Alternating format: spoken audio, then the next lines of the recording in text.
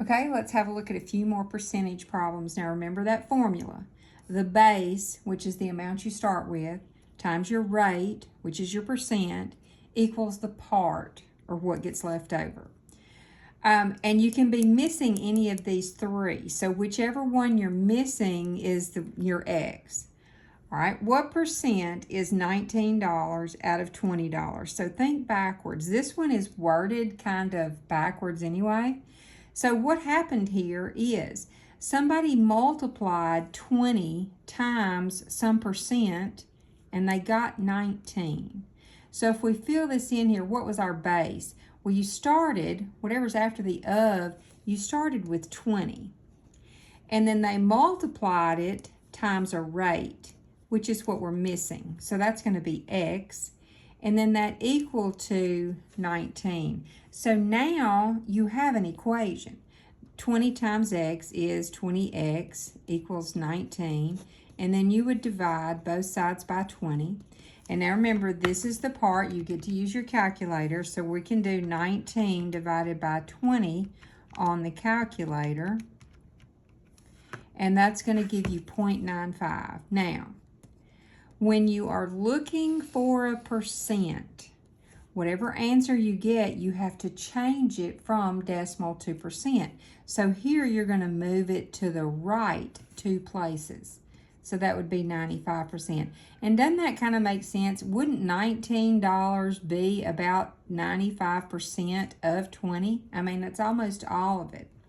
And the way I remember it is, when you are filling into your formula, if you have to move that decimal either when you put it in there or when you get it out. At some point in every percent problem, you're going to be moving your decimal. So if you're missing the percent, the decimal moving comes at the end. All right, let's look at number 2. 42 is what percent of 168? Well, here's your base, 168. And you're going to multiply that times your rate, which we don't know, so that's X. And that's going to equal 42.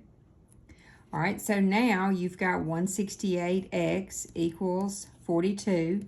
So you're going to divide both sides by 168.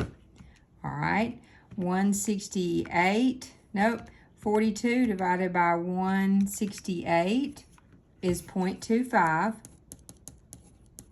And I know in my head, since I didn't have to move a decimal in the beginning, I've got to move a decimal now. So I'm going to move it 2 places to the right, and that gets you 25%. All right, let's look at this one. What percent is 18 out of 600? Once again, this one's backwards, kind of like the first one was.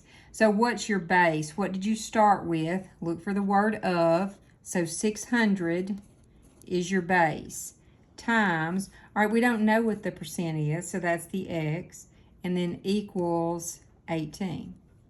So now you're going to divide both sides by 600, and X is equal to, grab that calculator, and do 18 divided by 600, and that gives you 0.03. So now, since I was missing the percent, I've got to change this to a percent. Move it over 2 places to the right, and you get 3%. And like I said, think about it. 18 would not be a real big part of 600, so 3% makes sense.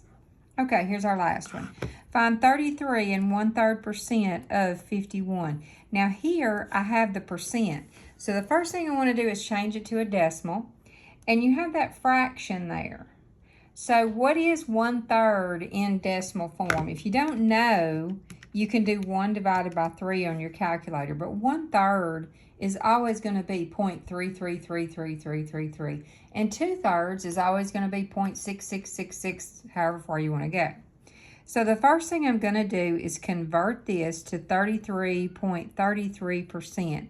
Now it does keep going, but 2 decimal places is going to be good enough for us. Okay. So now I want to find what number is 33.33% of 51. What's my base? 51, because it comes after the word of. All right, times. Here's your rate in percent. Now remember, before you use it in a for in an equation, you've got to convert it. So that's going 2 places to the left. So we're going to put 0.3333, and that's good enough. Equals x. So that's what we're looking for. So we can do 51 times 0.3333, and that gives us 16.998, which we could probably just round off to 17.